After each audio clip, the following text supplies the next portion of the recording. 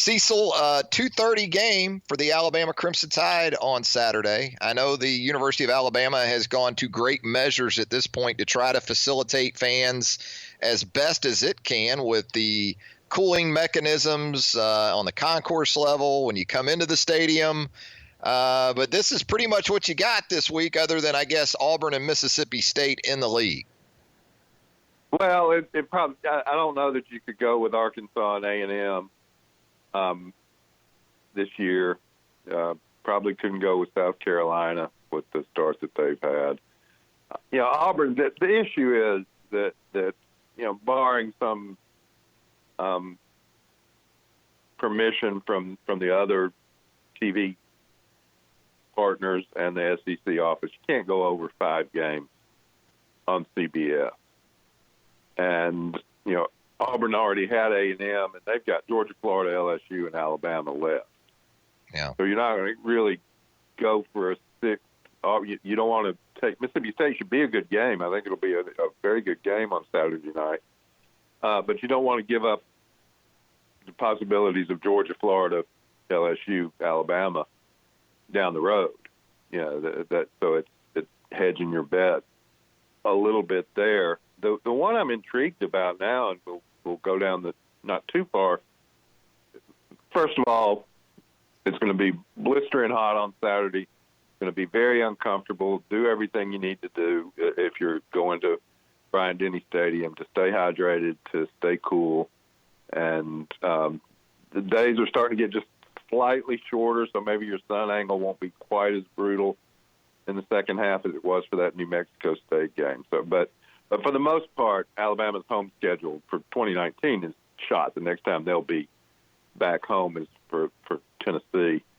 The one I'm intrigued with now is where they're going to put that A&M game, which I had thought would almost automatically be at 2:30. But you got LSU, Florida on that day. Yeah. So, if Florida finds a way to keep winning, if they can beat it, I wouldn't be shocked if they 6-dayed that. See how Florida comes out against Auburn, see how A&M plays. But right now you'd say, well, LSU Florida's a little bit more attractive game than Alabama A&M is. Now, not that they're not both good games, but so you might have a chance of. I had thought that A&M would be 2:30. Now, not 100% sure on that. There's fair possibility that that'll be a night game. Florida with Towson this week before Auburn. So the Gators should be okay before that October the 5th matchup. They should be able to handle Towson, I think. Let me ask you this. They found a way. To Florida's credit, they found a way. But, could they upset LSU? Yeah, we'll see. I really do think CBS is going to 6-day that A&M kickoff time. What is for Alabama the A&M kickoff time, and then make that call. See how Florida does against Auburn, and then make that call on Florida LSU versus Alabama and A&M. I wanted to hopefully by October the 19th, when Alabama plays Tennessee, the temperature, the conditions will not be such an issue. Now, whether that'll be a night game or not,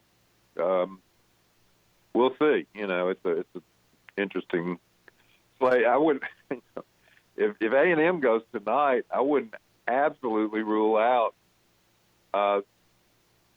Alabama, Tennessee being at 2:30 on that day. Again, Georgia plays Kentucky that day. LSU at Mississippi State, but again, now you're starting to run into how many times you're going to show LSU. So we'll see. I would be a little bit surprised that Alabama and Tennessee being at 2:30. I wouldn't be shocked at any time from 11 to 6:30. We just got to see some more results before we start going that far down that wormhole. Well, and even further down the wormhole is Alabama LSU on November the 9th. And what we saw in 2011, Cecil, was CBS and ESPN, I guess, sort of work out a trade where CBS could have that second primetime game in 2011 because Right. Alabama-Florida was the designated primetime game earlier in that season. Right. Can you see a scenario where that plays out again for Alabama-LSU, Cecil, or the deals maybe changed too much? Things are different now. The contracts have changed. Yeah. I'm not going to say anything is impossible, Travis. The word is that it was very expensive, or at least CBS gave up a lot in terms of games the last time, and they are not likely to do that this time. Now, you could have 1 versus 2, and they might want to pay what they have to pay, but they might just play it at 2:30. They've got it. They've got the game. It's just a matter of whether they want to put it in prime time or not. But that's not entirely their call. People say, well, it's a CBS game, they can put it where they want to. No, they can't, because the contract gives ESPN the night slot that day. CBS took Notre Dame and Georgia and did a big rating. Not a bad decision. Is it possible? Yeah, if CBS wants to come to the table and give up a lot to ESPN for that time slot. But, right this minute, I don't know that's what they want to do.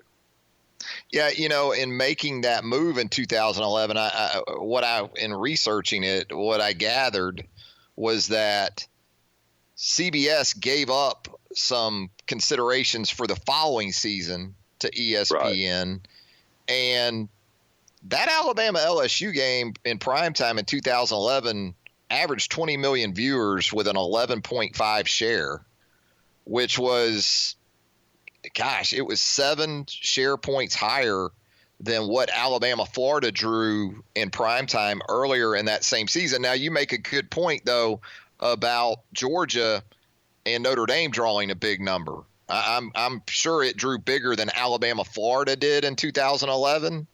So the CBS may not feel the need to come back, to the primetime well for Alabama-LSU. Right, their advertisers, got a very good exposure on Georgia and Notre Dame.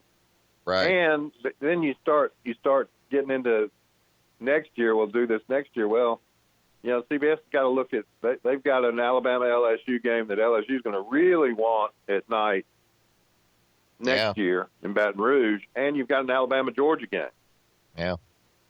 In that same early September time slot, and which one of those if you're ESPN, do you walk? Again, we're way down the wormhole now. We're in 2020, but which one of those do you walk away from if you're CBS? If you're giving up considerations this year, what do you do? So right now, my best guess is that they're going to play at 2:30.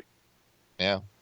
That's why they write those big checks for these rights, though. It's some good problems to have when you talk about the premier games. Alabama will wear their crimsons and LSU will wear their white. Hey, Cecil, I wanted to ask you about Bryce Young committing to Alabama in terms of framing that for this program at that position for the near future and perhaps the big picture. And I know you also asked Nick Saban on Monday about the importance of signing a quarterback on an annual basis and, sort of tying that into the transfer portal at the position these days. I mean, for crying out loud, what we just seen from De'Aaron King at Houston, which is bizarre is what you'll see to this point anyway in the transfer portal era. Kind of tie all that in together for us, Cecil, if you can.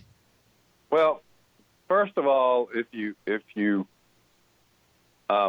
take the 6 teams that are probably at the top of the board right now for the 4 playoff spots, Clemson, Ohio State, Oklahoma, in those 3 conferences, and then the 3 SEC teams, Alabama, Georgia, LSU. Auburn can certainly play their way into that. They don't fit quite in this. But if you say it's Alabama, Georgia, LSU, all their quarterbacks are interconnected. They've virtually all either had a guy come in the portal or leave in the portal. Clemson obviously signed Trevor out of high school, but what that did was send Kelly Bryant into the portal and off to Missouri.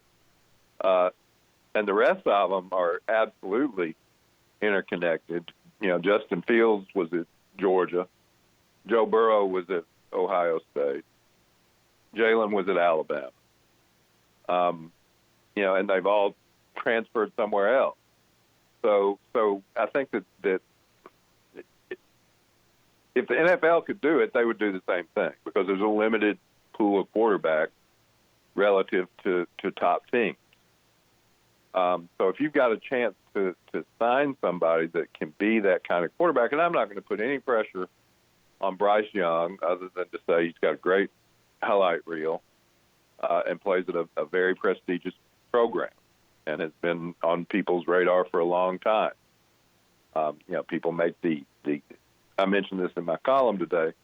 The comparison would be Kyler Murray. You hate to say that because then people say, "Oh, you're saying he's good as Kyler Murray." No, I'm saying he plays in a style that is similar to a Kyler Murray style that he can run and throw. So we'll see how that works out. You can't pass on a guy like that. If you can get that guy who you feel like is the number one or the number two quarterback on the list, and I think Alabama feels it. The DJ Uiagalelei, who is committed to Clemson, he's almost the Ohio State, Cardale Jones-Haskins mode, 6'4", 250 guy. Big dude, yeah. Great big dude. So a little different style when he comes in there. But what's going to happen in spring 2020, we'll see. I'm not going to sit here and speculate and say he's going to beat out this guy or this guy's going to transfer or this guy's not going to transfer or this guy's going to start. That'll be between the three quarterbacks that are on scholarship behind Tua and Bryce Young. If he's here in the spring, it'll be between those four guys, and it'll be very interesting. But it'll also come after a bunch of games that need to be played. Nobody's hustling Tua out the door, believe me. So it is. I think it is important, because for two reasons. You've got to have that guy, I think, to compete at the very, very highest level. And you can almost hear in Nick Saban's answer to me what he was saying to Bryce Young. And it wasn't anything negative about USC, but the Youngs know the USC program. But what Nick Saban was talking about was surrounding those quarterbacks with guys, surrounding Trevor with guys, surrounding Jake Fromm with guys, surrounding Jalen has tremendous skill players at Oklahoma. Tua certainly, probably that's the absolute paradigm, or Alabama's receivers, plus if Najee's going to run for 110 a game, which he did in the last game, then you have a chance to succeed at the very highest level. And Nick can offer that. He can sit you down in the stadium and you can watch it. And he can say, this is what we want to do. This is what we can recruit to. And so I think that was his selling point on that.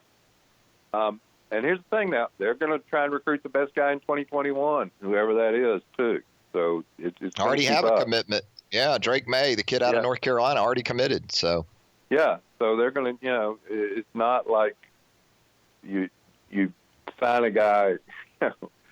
Imagine a college football team that had the best quarterback, that had Peyton, and that Peyton had a 20-year contract at Tennessee, and that's what the New England Patriots are.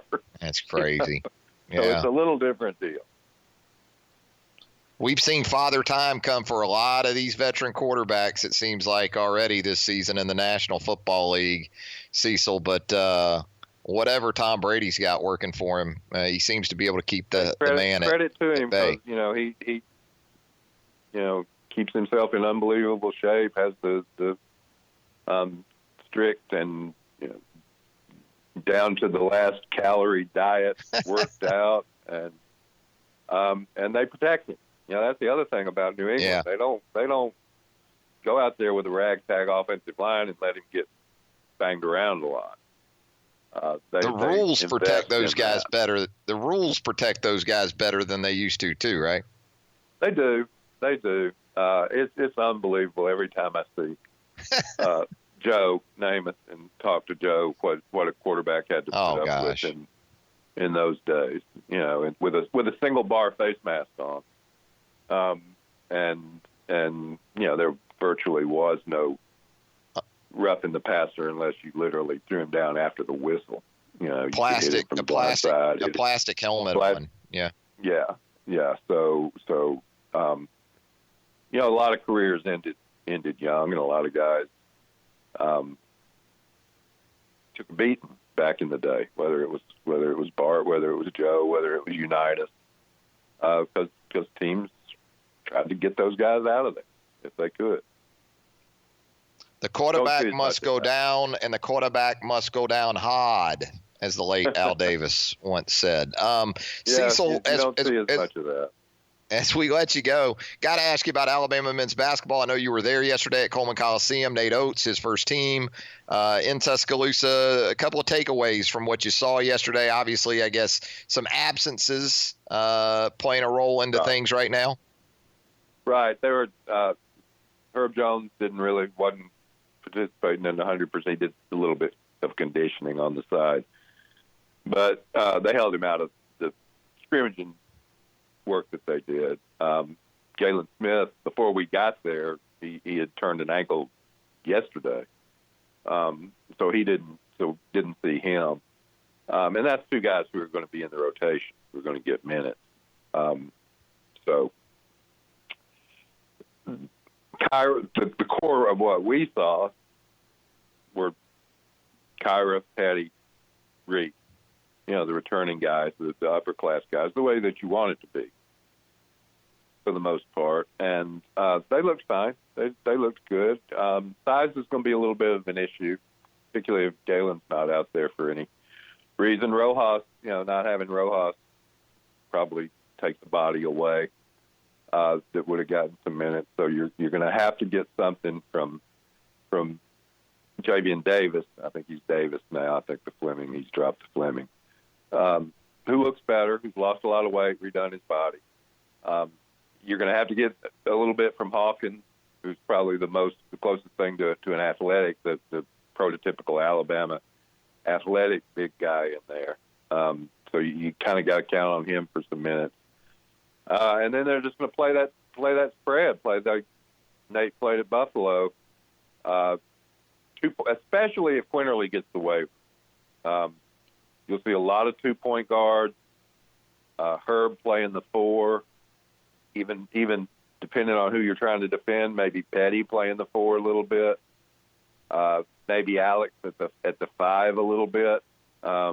Again, great on the offensive end. You do have to defend on the other end, but you're going to see those things, and they're going to up tempo it and push it, and they've got some guards that can do that.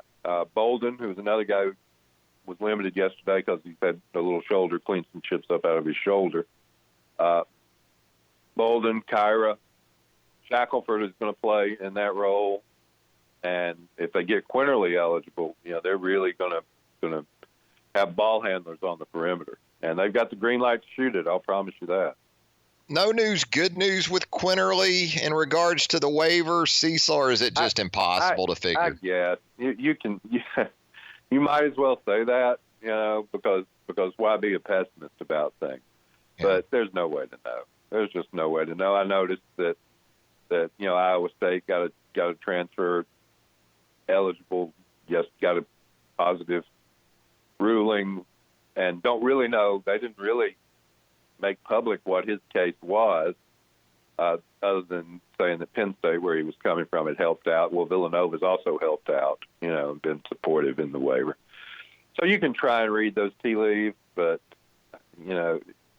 it could be It could be tomorrow. It could be 2 weeks from now. It could be positive. It could be to the year. Sounds like the gang's been busy with KU, and we'll get into that maybe at another time. Different office, a little bit down the hall, but still. Yeah, a little bit down the hall. So pretty big boy see. That they just sent I'm interested to see. A lot of people thought that was the floodgates, and now the committee, and I understand this to some extent because these are complicated cases, and the committee sort of said, all right, let's. We've got North Carolina State in the pipeline. We've got Kansas in the pipeline. We know there are other cases that are going to come up, but they've asked for no more NOAs, no more notices of allegation to go out until November. So they're trying to space them out a little bit just to give them time to do the reading. There you go. Cecil Hurt, as always, great stuff from the Tuscaloosa News and Tidesports.com. Thanks a lot, Cecil. Okay, Travis. Thank you.